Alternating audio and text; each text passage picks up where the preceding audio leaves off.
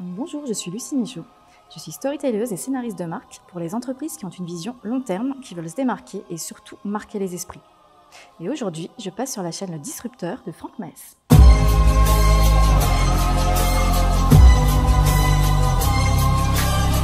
Vous êtes sur la chaîne du Disrupteur. Attachez vos ceintures. Bonjour Lucie.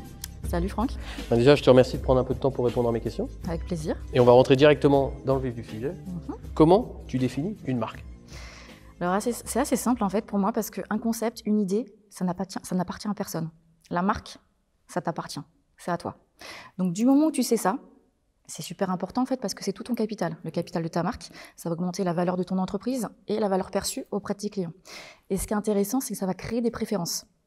Toi, je m'explique par exemple, j'ai pris un petit accessoire. Je mets pas de rouge à lèvres, mais j'en ai acheté un parce que parfois je peux en avoir besoin. Qu'est-ce qui a fait la différence? C'est pas forcément le confort, la couleur, etc. C'est la marque. Et tu vois, ça c'est émotionnel et c'est irrationnel. C'est Chanel. Donc tout ça pour te dire qu'en fait, selon différents produits, selon différents concepts, qu'est-ce qui va faire la différence? La préférence. La préférence, elle est inconsciente. Donc c'est pour ça que la marque, encore une fois, j'aime bien dire, tout ce qui va être concept, idée, ça t'appartient pas. Ça, faut l'avoir en tête. Donc ton savoir, s'il n'est pas breveté, marqué, t'es pas à l'abri en fait de te faire doubler. Donc ta marque, c'est toi. La marque, c'est ton entreprise. Qu'est-ce qui a fait la différence dans le produit quand tu l'as choisi, au moment où tu l'as choisi? Par exemple, si on reprend l'exemple de ce rouge à lèvres là. Rouge à lèvres Chanel, complètement irrationnel. Parce que je peux pas te dire qu'il est meilleur qu'un Dior, qu'il est meilleur qu'une autre marque en fait. Du coup, y a beaucoup d'émotionnels qui sont rentrés en jeu, parce que c'est quoi? T'as ton rouge à lèvres Chanel, c'est plutôt le côté raffiné, le côté classe, le côté marque, l'histoire que tu te racontes. C'est-à-dire que je porte du Chanel, c'est un petit peu, je suis un peu la marque, alors que j'aurais pu acheter n'importe lequel et un beaucoup moins cher en fait. Donc c'est vraiment très émotionnel, et comme beaucoup de décisions en fait, c'est très irrationnel. Il y a des études scientifiques qu'on fait, par exemple, tu prends une paire de baskets Nike, il y en a une sans le logo. Il y en a une avec le logo. Celle qui est sans le logo, c'est la même chose. Elle coûte 15 $. L'autre coûte 120 $. Sur un panel, ils ont mis des personnes. 90% ont pris la Nike à 120 $. Pourquoi? Parce qu'en fait, du moment où tu mets ta Nike au pied, tu te racontes une histoire. S'il n'y a pas de marque, tu te racontes quelle histoire en fait? Et en fait, on achète une histoire, on achète une expérience, on achète au-delà d'une marque en fait. C'est l'histoire qu'on se raconte.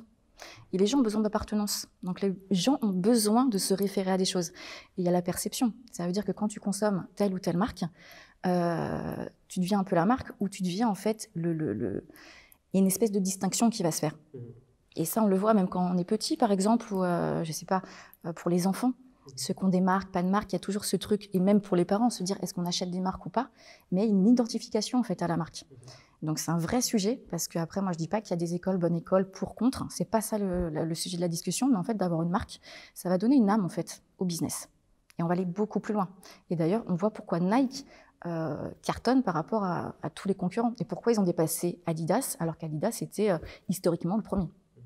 Donc tout ça, en fait, c'est vraiment l'histoire. Et toutes les perceptions, l'atmosphère. C'est pour ça qu'une marque, c'est aussi tout un univers. Il y a beaucoup de... Alors, il y a des éléments tangibles, hein, un logo, un code couleur, mais c'est pas que ça. Une marque, c'est pas qu'un logo. Ça, faut l'avoir aussi en tête. La marque, c'est tout l'univers qui est autour, c'est tout le storytelling, c'est l'histoire qu'on raconte. Ça va être un savoir, un savoir-être, un savoir-faire. C'est tout un élément. Et quand on reprend le CAC 40, par exemple, les entreprises du CAC 40, leur richesse, à 75%, c'est le capital immatériel. Le branding fait partie du capital immatériel. Donc c'est aussi super important quand on est un entrepreneur, par exemple, qu'on veut capitaliser, qu'on veut durer dans le temps. Parce qu'avoir une stratégie de marque, c'est se dire « je suis là pour longtemps ». Et ça aussi, ça fait la différence. Sur cette chaîne YouTube, je décortique les personnes, les entreprises, les mouvements qui ont su créer une image de marque forte et identifiable au premier coup d'œil grâce à un marketing disruptif, innovant et créatif. Dans un monde marketing où la communication se clone à l'infini, il faut tirer son épingle du jeu pour attirer l'attention des clients. Plus les clones se copient, plus ils en perdent leur identité. On ne devient pas une référence sur son marché en copiant les autres acteurs. Aujourd'hui, Dans un monde qui est hyper saturé par une omniprésence constante, comment tirer son épingle du jeu pour ne pas se battre pour avoir des clients? Avec les diverses analyses présentes sur cette chaîne, je fournis beaucoup d'informations pour vous aider à vous différencier. Pour ceux qui veulent aller plus loin avec un contenu plus poussé et plus technique, j'ai créé un cours en ligne spécifique qui détaille les points suivants. Comment devenir un leader innovant pour que vos produits et votre entreprise deviennent irrésistibles aux yeux de vos clients grâce à une image de marque forte et unique. Les 4 phases qui ont révolutionné la manière de faire du business. Vous allez être des précurseurs sur la dernière. Comment éviter le brouillard de compréhension et être tout de suite identifié par vos clients en utilisant la stratégie des entonnoirs de vente. Pourquoi le système classique nous contraint à ne pas nous différencier et à penser comme les autres. Pour accéder tout de suite à l'intégralité de ce cours offert, cliquez sur le premier lien en description sous cette vidéo, entrez votre email puis répondez à un court sondage. Le lien est juste en dessous de cette vidéo. À vous de jouer pour devenir unique sur votre marché. Très intéressant. En plus, ce que je peux voir souvent sur Internet, c'est qu'on se penche souvent sur la stratégie. Alors attention, je ne dis pas que la stratégie n'est pas importante, bien évidemment qu'elle est importante. Mais je pense que la marque est supérieure. Qu'est-ce que tu en penses? La marque, en fait, ça donne une vision, ça donne du sens. Encore une fois, ça va créer la préférence chez le consommateur. Aujourd'hui, parce que quand on est entrepreneur, il faut aussi voir comment fonctionnent les consommateurs. Donc les consommateurs d'il y a 30 ans, ce n'est pas les mêmes qu'aujourd'hui.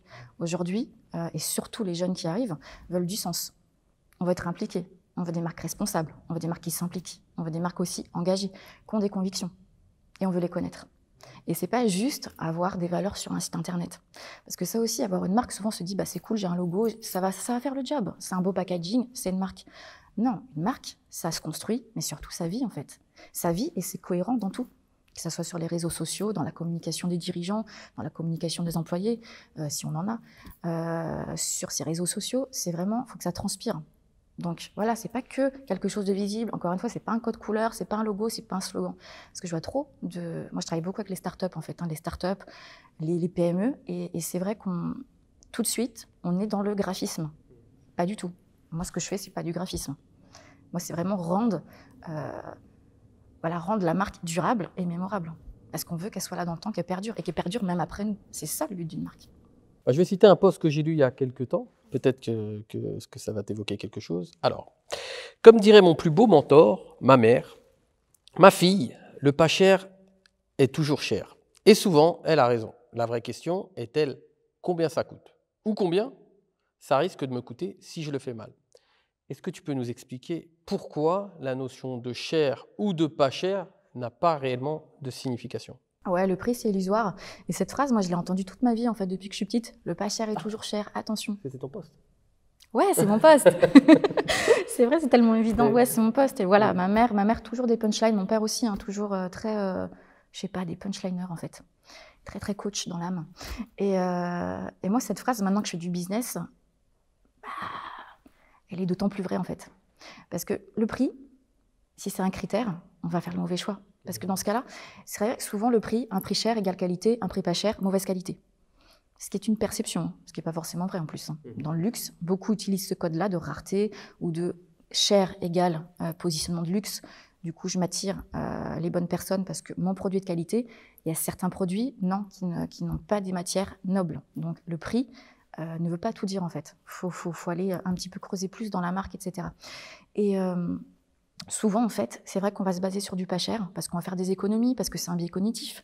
L'humain n'aime pas perdre, donc on n'aime pas se faire arnaquer. On va se dire, tiens, si j'achète du pas cher, j'ai l'impression de faire une affaire. C'est immédiat.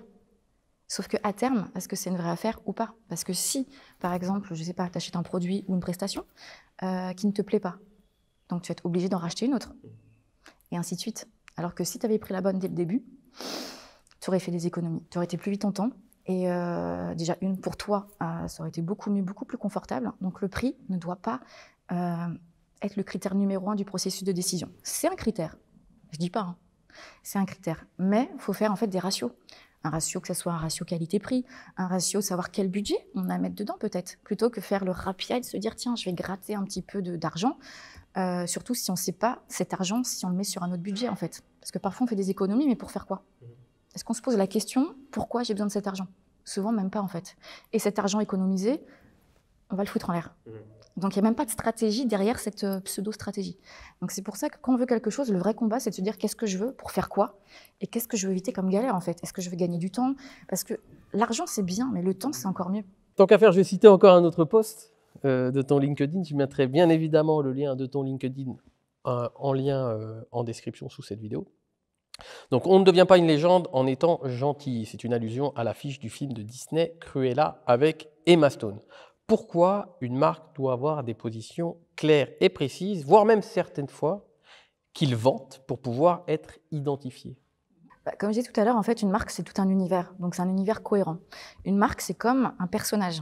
Moi, j'aime bien créer les marques comme des personnages de série, en fait, avec des traits de caractère, des défauts, des qualités, une façon de communiquer. Parce que souvent, par exemple, je prends l'affiche de Cruella. C'est vrai que du coup, on n'est pas habitué à ça de Disney, parce que Disney, c'est un petit peu les gentils gagnent toujours. Et là, on met en avant les méchants. On en fait un petit peu des héros. Et moi, j'aime bien cette phrase, notamment pour les petites filles, par exemple, où on ne devient pas une légende en étant gentille, parce que c'est vrai que c'est une phrase qui est au féminin. Parce que souvent, on nous dit quoi? Sois gentille, sois lisse, sois discrète. Du coup, on devient effacé, on ne se bat pas pour nos rêves. Et c'est vrai que si tu veux quelque chose, il faut combattre, en fait. Alors, pas forcément combattre envers des personnes, mais combattre pour tes rêves. Et ça, le côté combatif, c'est pas un côté gentil. Donc, ça n'empêche pas d'être gentil à côté, hein, loin de là. Et moi, j'aime bien ce côté, on change les codes. Là, c'est Gillette. Gillette, ça fait longtemps la perfection masculin. La perfection masculin, c'est quoi? C'est pas de poils, rasé de très près, etc. Aujourd'hui, c'est beaucoup la masculinité. Aujourd'hui, les temps changent. Avec certains mouvements, et du coup, ils sont en train de revoir en fait leur message. Ils veulent toujours ce côté raffiné, mais l'homme change, parce que l'homme évolue, et ça, ils en tiennent compte dans leur marque. Donc ça va plaire à certains, pas plaire à d'autres, tant pis, c'est un parti pris. Mais moi, je trouve que c'est un parti intelligent en fait de faire évoluer une marque, surtout une marque qui est là depuis longtemps, et qui veut être là pendant encore longtemps. Parce que c'est ça en fait, hein. C'est pas d'être là aussi depuis longtemps, c'est d'être là pendant combien de temps? Des grandes marques se sont fait bouffer du jour au lendemain. Il y a eu Kodak, il y a eu BlackBerry, il y a eu... Donc, il faut toujours se renouveler, en fait, et savoir si notre discours, il est toujours en adéquation avec le public. Donc, et comme, en fait, moi, une marque, je vois ça comme un humain, comme un enfant, en fait, qui va évoluer, qui va grandir. Donc, parfois, on a des partis qui changent. Par contre, il faut s'affirmer. C'est-à-dire que quand on prend un parti, on l'affirme. Et ça, je pense qu'il y a beaucoup d'entrepreneurs aujourd'hui qui ont peur de déplaire. Qui ont peur de déplaire, donc, parce que, voilà... Déplaire, c'est le peur du rejet, peur d'être critiqué, etc. Mais quand on a un message fort, c'est le jeu en fait. Quand on fait un post clivant, on s'attend à avoir des commentaires. À la limite, s'il n'y a pas de commentaires ou c'est que des commentaires de bisounours, c'est que le taf n'a pas été fait. Donc, il faut aussi se préparer. Et comme on dit, en fait, la réussite, c'est 90% de préparation. Donc, si tu fais un post clivant, tu te prépares à recevoir des critiques. Quand tu fais une vidéo YouTube, si elle est un peu clivante, tu te prépares à avoir des critiques. Limite, tu les attends en fait. C'est le jeu, ça veut dire que c'est OK. Une bonne communication, c'est une communication qui ne laisse pas indifférent. Donc oui, il y en a certains qui vont adorer, il y en a qui vont s'émouvoir, il y en a qui vont pleurer, il y en a qui vont s'indigner, il y en a qui vont critiquer, il y en a qui vont en parler, qui vont relayer sur les réseaux sociaux. C'est que ça marche. Quand on est indifférent, c'est que ça ne marche pas. Et pareil, donc souvent les gens en fait veulent être authentiques. Alors moi, c'est un mot que je prends avec des pincettes, parce que authentique, en fait, on n'est jamais authentique. Du moment où on veut être authentique, on joue un personnage d'authentique. Et j'aime bien cette phrase qui dit en fait que nous sommes nés nus, donc on est né authentique. Et tout le reste, c'est que travestissement. Du moment où on est sociabilisé, on n'est jamais authentique. Si on était vraiment authentique, ça veut dire que demain, tu as envie de tuer une personne, tu la tues en fait. Tu as envie de tirer les cheveux de quelqu'un, tu tires les cheveux. Tu es énervé, tu veux mettre une claque, tu mets une claque. Non, la vie a fait qu'on a des règles à respecter, des codes, et on sait se calmer. Donc de toute façon, on est rarement authentique. Donc, par contre, on peut avoir des valeurs, des messages et les défendre. Et être vrai, c'est accepter notre part d'obscurité et notre part de lumière, en fait. Et c'est OK. C'est aussi simple que ça, j'ai envie de dire. Et pourtant, c'est super compliqué. C'est intéressant, je vais rebondir sur deux choses que tu as dit. Déjà sur l'histoire de Gillette, l'histoire de LinkedIn. Je ne suis pas tout à fait le même avec toi sur ça. Moi, je pense que, oui, là où on se rejoint, c'est qu'effectivement, c'est un parti pris de la marque. Et je pense qu'il faut avoir des partis pris de marque. Mais moi, je vois quand même qu'il y a une sorte d'uniformisation dans la manière de communiquer. Mais j'ai l'impression que les marques tirent tous un peu dans le même sens et que justement, on perd de l'authenticité, j'allais dire, une distinction dans leur communication.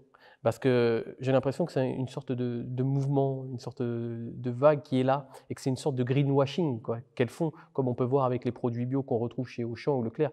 Est-ce qu'elles veulent vraiment participer à cette économie du bio ou c'est juste du chiffre d'affaires de plus à gagner ou de la communication sur la marque qui peut être bénéfique pour eux, tu vois. Je me pose sincèrement la question quand je vois que c'est un mouvement qui s'uniformise dans la globalité, tu vois. Non, mais en fait, je suis d'accord avec toi parce que dans le côté uniformisation et l'opportunisme. Parce que voilà, quand ça devient opportuniste, mais c'est comme ce truc des valeurs où je disais, voilà, les valeurs, on les marque, on les met sur un site et après, ça ne vit pas. Hors de question. C'est pour ça que c'est important quand tu as une vraie marque, en fait, c'est de le faire vivre. Et le faire vivre, c'est par des actions. Et encore une fois, c'est comme un humain. Il y a des gens qui vont parler, il n'y a aucune action. On ne les croit pas, celles-là. Par contre, tu as des gens qui ont une conviction, qui ont des actions qui sont concrètes et qui sont surtout cohérentes et qui durent. Parce que pareil, c'est un biais cognitif, en fait, c'est que on reconnaît les gens, et c'est pour ça que la durée est importante dans ce que je raconte, pourquoi une marque doit être durable, parce qu'en fait, c'est dans la durée que va s'installer la confiance et qu'on va voir, en fait, qu'est-ce qu'une marque a dans les tripes, par ses actions, par sa cohérence. On va voir si c'est quelqu'un qui va prendre, qui tourne à droite, à gauche, en mode politicien, je pense que les gens veulent entendre, j'ai une bonne image. À un moment donné, ça se voit. C'est pour ça que la marque, en fait, quand tu prends un parti pris, notamment, là, on a parlé aussi de tout ce qui est durable, hein, l'écologie, donc c'est bien de mettre un bandeau vert ou je ne sais quoi. C'est tendance, mais non, en fait, c'est quoi les actions? Tu fais quoi? Si tu veux un monde meilleur, si tu es pour, je ne sais pas, la dépollution des océans, je ne sais pas, investis-toi. Est-ce qu'il y a une association? Est-ce qu'il y a une partie des produits qui vont... Est-ce que la marque a sa propre fondation? Il faut aller plus loin, en fait. Et je pense qu'une marque qui a des convictions doit aller dans ce sens. C'est quoi ton défi? Et comment tu y vas? Elon Musk, on peut dire ce qu'on veut sur le mec, mais il a des convictions. Lui, il veut un monde meilleur. Tu peux dire il est fou, il fait ceci, il fait cela, il est chelou. Il s'en fout. Parce que lui, il a une conviction, c'est contribuer à un monde meilleur. Et il veut que l'humanité, en fait, puisse découvrir des tonnes de choses. Il est dans son monde. Donc, on parle de Mars, on parle de... Mais si le mec, il arrive à embarquer autant d'investisseurs, alors qu'on ne sait pas si le projet était potentiellement viable ou pas, c'est qu'il y a une histoire derrière, qui a vraiment des convictions. Et parce que là, lui ou sa marque croit en des choses qui le dépassent. Et ça, c'est important. Et je pense qu'aujourd'hui, ça manque de ça, en fait. On voit beaucoup l'argent, parce qu'on est dans une société où... L'argent, c'est important. Moi, je ne suis pas anti-argent, attention. C'est l'argent qui permet de faire des jolies choses. Mais amasser de l'argent, c'est cool. Maintenant, c'est qu'est-ce qu'on en fait, comment on le redistribue aussi. Et outre que dans la marque.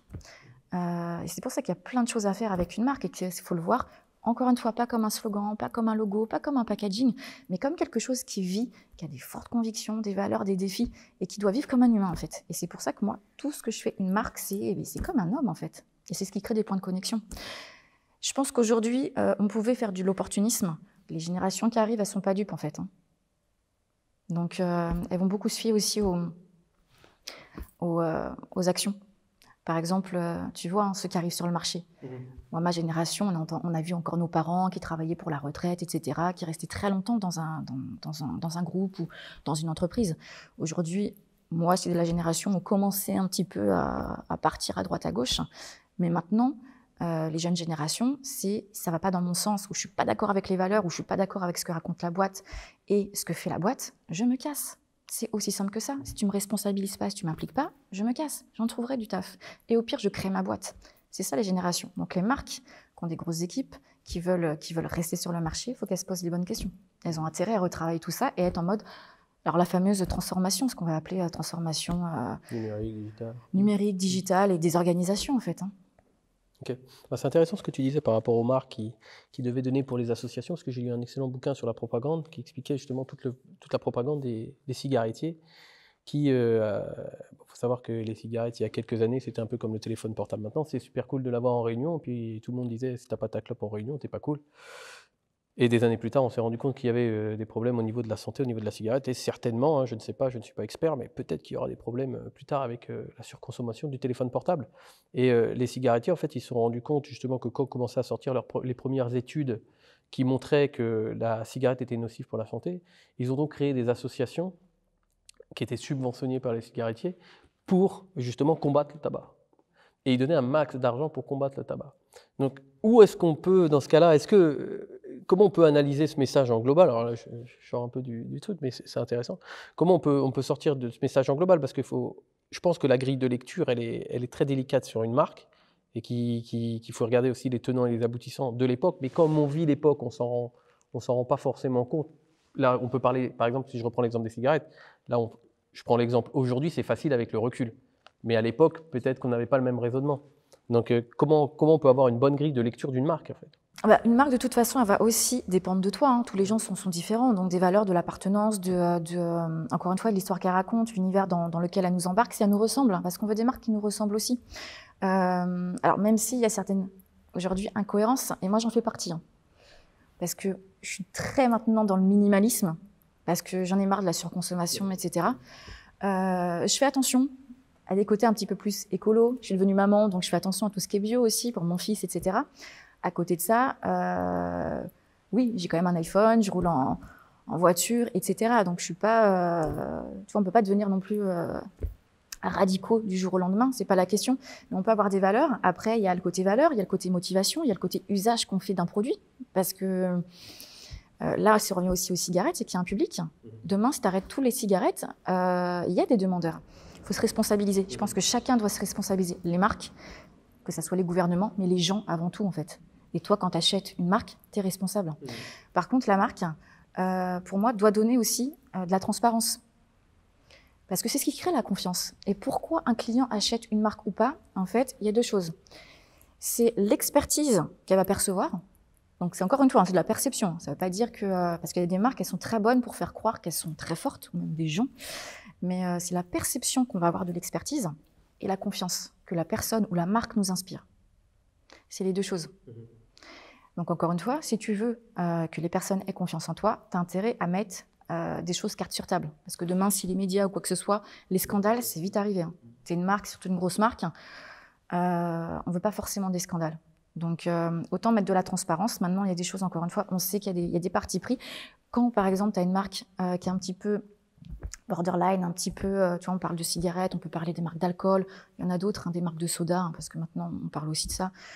Tu as intérêt aussi, si tu veux encore perdurer, à changer des choses. Soit à commencer à changer des produits, peut-être, changer les matières premières, il y en a qui vont commencer par le packaging. McDonald's, en fait, hein, pour se dire, je suis une marque de l'environnement durable, a commencé à changer son logo, donc à le passer de rouge à vert, et de commencer à changer le packaging, même si maintenant, on voit quand même tout le temps par terre. Hein, je veux dire, ça ne responsabilise pas les gens, mais on commence à mettre des choses en place.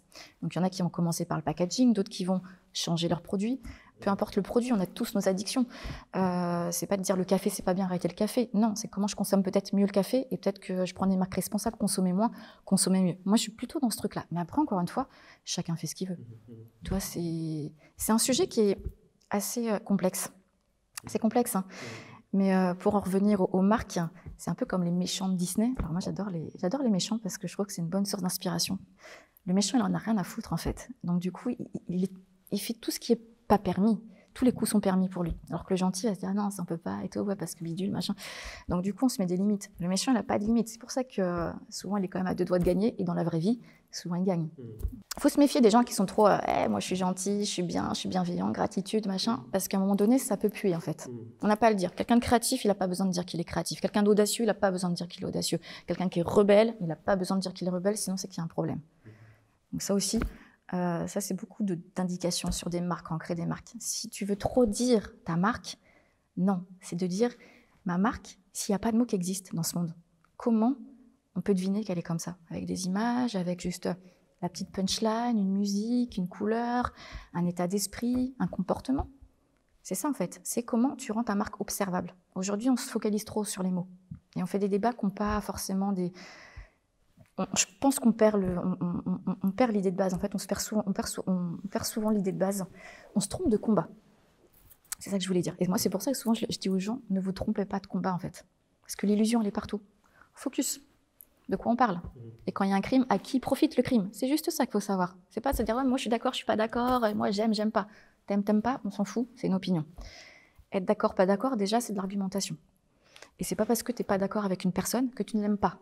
Ça aussi, c'est important de l'avoir en tête, et surtout quand on est créateur de marque.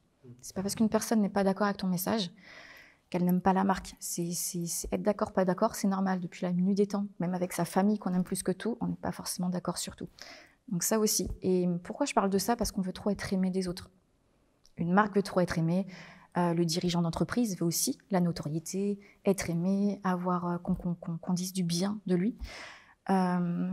Et si je refais mon parallèle avec justement les méchants, où je disais ils en ont rien à foutre, parce que c'est vraiment le mot, Tu vois, on parle d'Amazon. Et Amazon, ils ne se posent pas toutes les questions. Eux, ce qu'ils veulent, c'est expérience client, stratégie, etc. Moi, je te disais tout à l'heure, je suis très minimalisme, etc. Je suis la première à commander sur Amazon.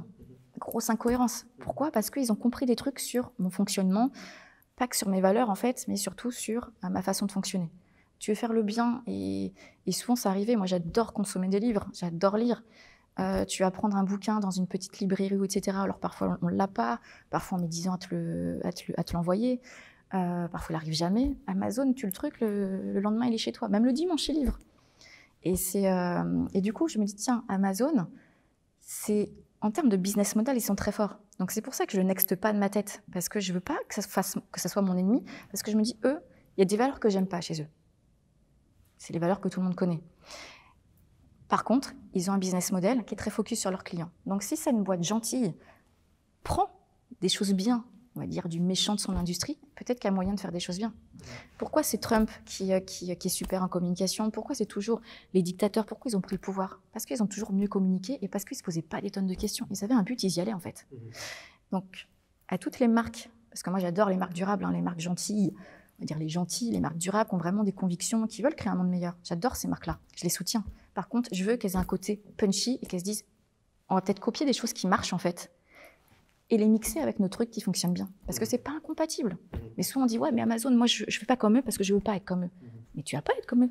Parce qu'on met d'abord, comme tu disais tout à l'heure, je pense qu'on se rejoint sur ça, les gens jugent d'abord avec leurs émotions, mais pas avec les faits. Et je pense qu'il faut d'abord avoir les faits et mettre les émotions de côté.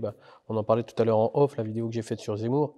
Tout de suite, il y a eu des commentaires, oui, Zemmour président, Zemmour salaud, machin, mais c'était pas le sujet de la vidéo en fait. Donc c'est assez intéressant et je pense pas que les émotions, c'est une bonne boussole pour diriger son navire en fait. Je pense que... Pas du tout. On sait, alors c'est bien de savoir que les décisions sont irrationnelles.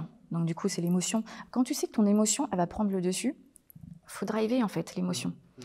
Des émotions, ça se gère en fait. Alors j'aime pas le mot gérer les émotions parce qu'on gère pas des émotions comme on va gérer une entreprise, mais si tu connais tes émotions et que tu es au-dessus, l'émotion, il faut que ça soit juste un messager. Il ne faut pas que ça soit celui qui prend la décision.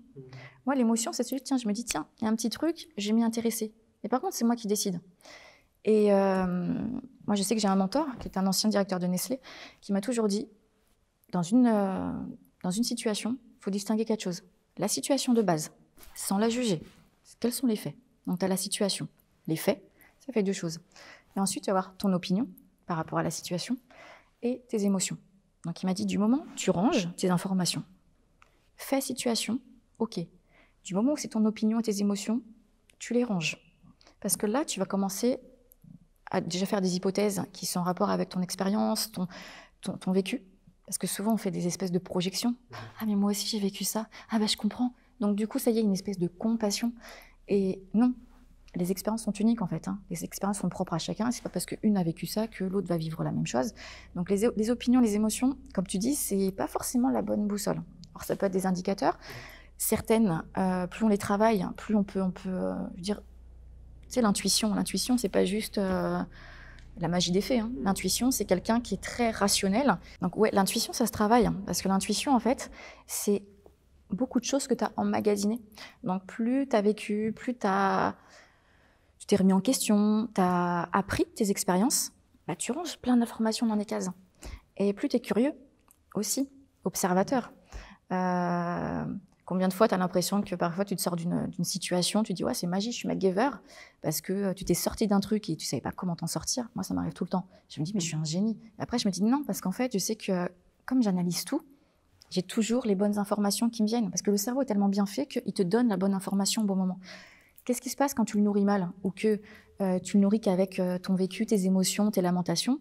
Du coup tu refais les mêmes erreurs. Jusqu'à ce qu'un jour tu en aies marre et peut-être tu te dises on va peut-être faire les choses différemment. Mais l'intuition, ça se nourrit. Et c'est vrai que plus tu nourris ton intuition, plus tu peux lui faire confiance. Par contre, moins tu le nourris, attention. Pourquoi tu penses que le perfectionnement est-il plus important que la perfection? On va rejoindre le truc de l'intuition, de nourrir son esprit, etc. La perfection, en fait, c'est une illusion, c'est une perception. La perfection, déjà, moi, la perfection chez moi, ça se trouve, ça ne sera pas la perfection chez toi. Donc, ça se trouve, admettons, on va prendre un tableau. Je fais mon tableau et tout, je vais le rendre parfait, parfait, parfait. Il ne sera jamais parfait. Ça se trouve, tu vas le voir, tu vas dire, ouais, mais ridicule ton truc, c'est moche. Parce que ma perfection, déjà, n'est pas la tienne. C'est vraiment une perception. Le perfectionnement, en fait, c'est l'amélioration continue. en fait, c'est le principe de l'apprentissage. Tu apprends quelque chose, un sport, la musique. Au début, tu ne sais pas. Et puis, hop, je sais pas, on va prendre l'exemple du tennis, tu ne sais pas faire un coup droit. Tu apprends à faire ton coup droit. Demain, ça sera mieux. Après-demain, Tu es toujours dans l'action, en fait. Et du coup, l'action fait que tu t'améliores. Et ça, on l'a tous fait. Et c'est ce qu'on appelle le perfectionnement. Et le perfectionnement fait que ton apprentissage, du coup, va être de mieux en mieux. Tu vas apprendre de meilleures choses, de plus grandes choses. Et en fait, plus tu apprends, plus tu vas voir qu'il y a des... C'est comme un puzzle, en fait. Il y a des choses, tu vas dire, tiens, maintenant que je suis là, il faut que j'apprenne ça, il faut que j'apprenne ça, il faut que j'apprenne ça. Et tu deviens meilleur, en fait. Mais il faut partir du principe qu'au départ, on est zéro. On n'est pas avec... je veux dire, tu prends Djokovic, il n'est pas né avec sa raquette, en fait. Il n'est pas né numéro 1. Pas du tout. C'est le fruit d'un travail. Et parfois, on dit, mais cette personne-là, elle a de la chance. Non, elle n'a pas de la chance, elle travaille plus que toi, en fait. Combien de fois Zidane le dit d'ailleurs. Zidane, quand il était à Clairefontaine, etc., c'était pas le meilleur. Il a dit, qu'est-ce que je vais faire pour être le meilleur ? Je vais travailler plus qu'eux. Et ça paye. Et dans tous les sports. Tu veux dire que le travail est supérieur au talent ? Complètement. Le talent, c'est bien, c'est la base. Donc quelqu'un qui a du talent et qui a compris qu'il fallait travailler, génial. Là, c'est la fusée Ariane. Tu as du talent et tu dis, c'est bon, j'ai du talent, je peux me reposer. Attention. Dans un de mes ateliers, tu es intervenu sur le sujet du wording. Ouais. Alors, je sais que c'est un truc un peu barbare que les gens n'entendent pas forcément parler. Donc, est-ce que tu peux nous en dire un peu plus ? Qu'est-ce que c'est ? Et en fait, c'est la langue de ta marque. Comme un pays a une langue, comme une région va avoir ses expressions, en fait, une marque doit aussi avoir son propre langage. Pourquoi ? Parce que ça crée de l'appartenance. Quand tu as une bande de potes, tu as des mimiques, tu as des gimmicks, tu sais qu'avec un geste, une phrase, un mot, tu te reconnais, tu fais partie de la bande. La marque, c'est pareil, c'est ce qui va créer l'appartenance. On fait partie de la bande, donc on a les petites punchlines, les petits gimmicks, les petits gestes, les petits accessoires, les petites lunettes de soleil, par exemple. Mais du coup, ça va donner en fait une ampleur. Et tout à l'heure, je redis ma phrase, moi j'aime bien me répéter, c'est une idée, un concept, ça t'appartient pas. Ta marque, elle t'appartient, donc ta marque, il faut en jouer. Et ta marque, c'est aussi ta façon de parler, la façon de parler de ta marque, ces petits mots. Et dans la publicité, quand tu regardes, il y a des voilà, on s'en sert. Coca-Cola a ses propres punchlines, Nike a ses propres punchlines. Ils font partie, voilà, tu adhères, tu fais partie de la communauté. Nespresso, avec son club aussi. Et le côté appartenance, c'est pour le côté appartenance surtout, c'est de créer un mouvement. Parce qu'une marque, voilà, ce qu'on veut, c'est pas convertir que du prospect en client. C'est ça qu'en marketing, on dit toujours, il faut convertir le prospect en client. Non, une marque, ce qu'elle veut, c'est OK, on va convertir le prospect en client. Mais ce qui nous intéresse le plus, c'est le client. Donc, comment on le fidélise ? Comment on le fidélise ? Comment on lui donne un côté aussi affectif ? Parce que c'est bien de faire acheter, c'est bien de faire parler de soi, mais il faut en faire aimer la marque. Parce que c'est ces clients-là qui sont les meilleurs ambassadeurs. Quand tu aimes quelque chose, tu en parles volontiers avec le cœur. Donc, une personne a besoin de sentir appartenir en fait à un mouvement. Et voilà, et c'est pour ça que là, outre le côté mots, parce que c'est pas que du verbal, en fait, ces mots qu'on va choisir, ça va donner un ton. Ces mots-là, ça va donner en fait vraiment un espèce de tempo. Juste avec le mot, on peut reconnaître la marque, ce qui est fort. Parce que là où certains encore vont se focaliser sur le logo, c'est dire qu'avec le wording, sans logo, on peut reconnaître aussi ta marque et être impliqué dans ce mouvement. Et quand une personne, un client en tout cas, ou un prospect, parle de ta marque avec tes mots, c'est gagné. Moi, je sais parfois, il y a des gens qui viennent me voir, me disent « Ah, Lucie, je viens de me démarquer, marquer les esprits, ils le disent avec ma façon. » Je me dis « Oh, ils sont déjà dedans, en fait. » Donc, en fait, ça veut dire qu'ils m'ont choisi par rapport à moi, ce que je suis aussi. Pas qu'à mon savoir-faire, parce que des pairs, j'en ai plein. Quand on fait du wording, quand on crée sa propre marque, il faut se dire je suis là pour longtemps, en fait. Et qu'est-ce que je laisse derrière moi ? Moi, j'aime bien avoir cette phrase, c'est de me dire demain, admettons, je meurs. Qu'est-ce qui reste derrière moi ? Qu'est-ce que j'ai fait ? Qu'est-ce que les gens vont se souvenir derrière ? Après moi, qu'est-ce que j'ai laissé ? Outre ce côté, tu vois, tangible, argent, etc. C'est pas ça qu'on va se souvenir, c'est du reste. Ça, c'est important. Sur ma chaîne YouTube, Le Disrupteur, je parle souvent de ce que j'ai qualifié du marketing de clown. Bon, on parlait de wording juste avant. Voilà, justement, je dis souvent que c'est des clowns qui pratiquent le marketing de clown. Ou comment dupliquer des stratégies marketing qui semblent fonctionner, et j'insiste sur le semble fonctionner, chez des concurrents à qui l'on ne souhaite pas ressembler. Qu'est-ce que tu penses de cette tendance ? Encore une fois, je pense qu'on se trompe de combat. Après, il y a deux écoles. Ceux qui vont être là pour longtemps. Donc si tu vas être là pour longtemps, tu n'as pas du tout intérêt à faire ça. Si tu es dans l'opportunité Et ça arrive, hein, tu as des entrepreneurs, et c'est OK, et qui sont d'accord avec ça d'ailleurs. Ils prennent l'opportunité du moment. Donc eux, ce qu'ils veulent, c'est gagner du temps, avoir de l'argent tout de suite. Ils passent à autre chose. C'est leur mode de fonctionnement. Pourquoi pas? Et pour moi, voilà. Pour moi, c'est cru en fait. Encore une fois, moi, je suis dans le branding. La marque, le storytelling, c'est la tienne. C'est quelque chose qui se construit. C'est quelque chose qui doit être fort. C'est pas facile aussi à construire. C'est pas facile. C'est pas facile. Mais c'est peut-être plus facile d'entendre. Écoute, tu fais ça, cela, et tu auras ça, plutôt que petit plan d'action, petit texte à trous, vas-y. En fait, je vais nuancer, parce que c'est vrai que quand tu commences, parfois c'est pas évident. Et quand tu regardes les artistes peintres, c'est même, je crois, Dali, Picasso, etc., ils te disent, faut vous imprégner des meilleurs. C'est-à-dire qu'au départ, je vais reprendre l'exemple de la peinture. Tu veux peindre, tu veux apprendre à peindre, regarde la peinture que tu préfères et copie. C'est juste pour comprendre des choses, des subtilités, et c'est l'apprentissage.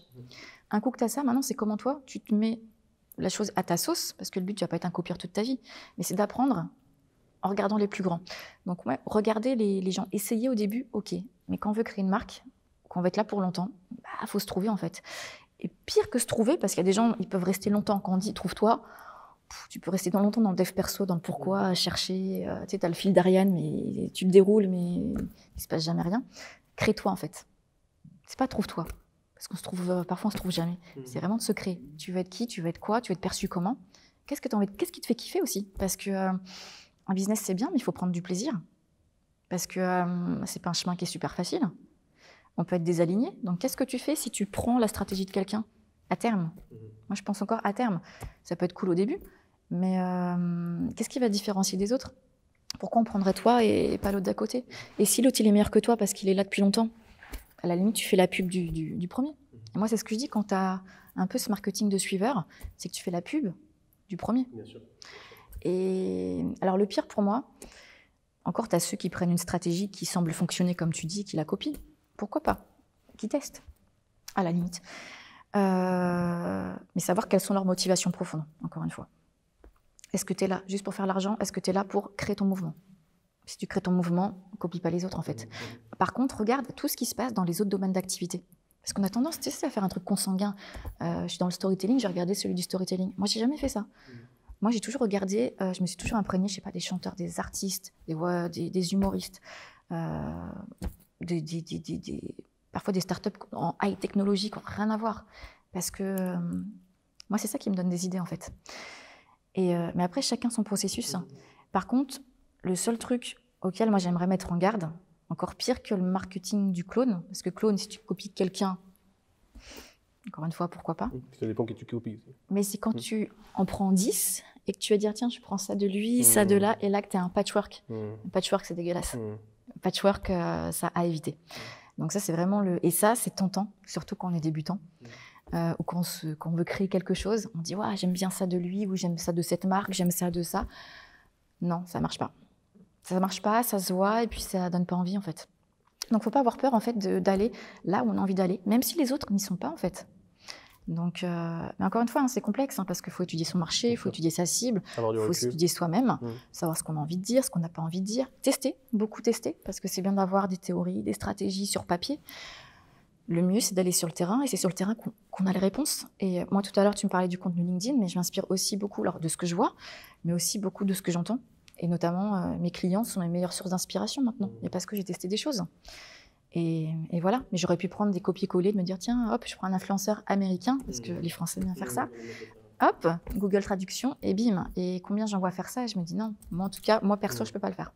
Après, quelle déception quand on suit une marque et qu'on apprécie et qu'on se rend compte qu'en fait que c'est qu'un ersatz d'un Américain qui... Ouais, mot à mot en plus. Ouais, c'est assez fort. Mais pour rebondir à ce que tu disais, moi j'ai synthétisé ça en 4 étapes. Et en plus, comment je l'ai synthétisé? Alors, je ne l'ai pas synthétisé avec les clients, je l'ai synthétisé par rapport à mon propre parcours, puisque c'est ce que j'ai fait. Donc, j'ai pas de honte de dire ça, parce que je suis passé par ces processus-là. Le premier processus, j'appelle ça la première étape, l'étape de l'émerveillement. C'est un peu le chien qui arrive dans le magasin de croquettes, qui est tout content, qui se rend compte qu'il y a plein de choses et qui a les yeux écarquillés.